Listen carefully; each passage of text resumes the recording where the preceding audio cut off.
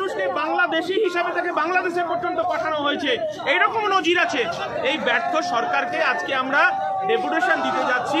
আমরা বলতে চাইছি যে শ্রমজীবী মানুষ, পরিযায়ী শ্রমিকদের তাদের ডাটা তৈরি করতে হবে, তাদের পরিসংখ্যান তাদের পরিসংখ্যান লিস্ট তৈরি করতে হবে এবং একটা নোডাল অফিস আলাদা করে তৈরি করতে হবে প্রত্যেকটা স্টেটে, যাতে পরিযায়ী শ্রমিকরা সেই নোডাল অফিসের সঙ্গে যোগাযোগ করে তাদের সমস্যা, তাদের আশু যে সমস্যা অন্যান্য স্টেটে গিয়ে ভাষাগত প্রবলেম এবং সেখানকার সরকারের যে অমানবিক অত্যাচার, বাংলাদেশি বলে যে মারধর করা হচ্ছে, জেলবন্দি করা হচ্ছে, আমরা জানতে পারছি না, সেইটা আজকে আমরা ডেপুটেশনের মাধ্যমে আমরা বলতে চাইছি।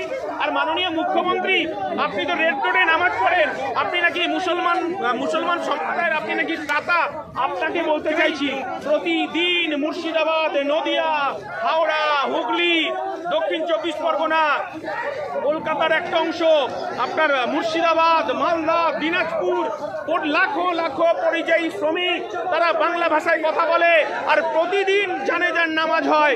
আমরা চাইছি আপনি ইমিডিয়েট, আজকে আমরা রাস্তায় নেমেছি, প্রত্যেকটা স্টেটে আপনি নোডাল অফিসার নিয়োগ করুন, নোডাল দপ্তর তৈরি করুন, আর আপনি পরিসংখ্যানের মধ্যে পরিসংখ্যান তৈরি করুন এবং যারা পরিযায়ী শ্রমিক তাদেরকে আইডেন্টিটি কার্ড দেওয়া হোক।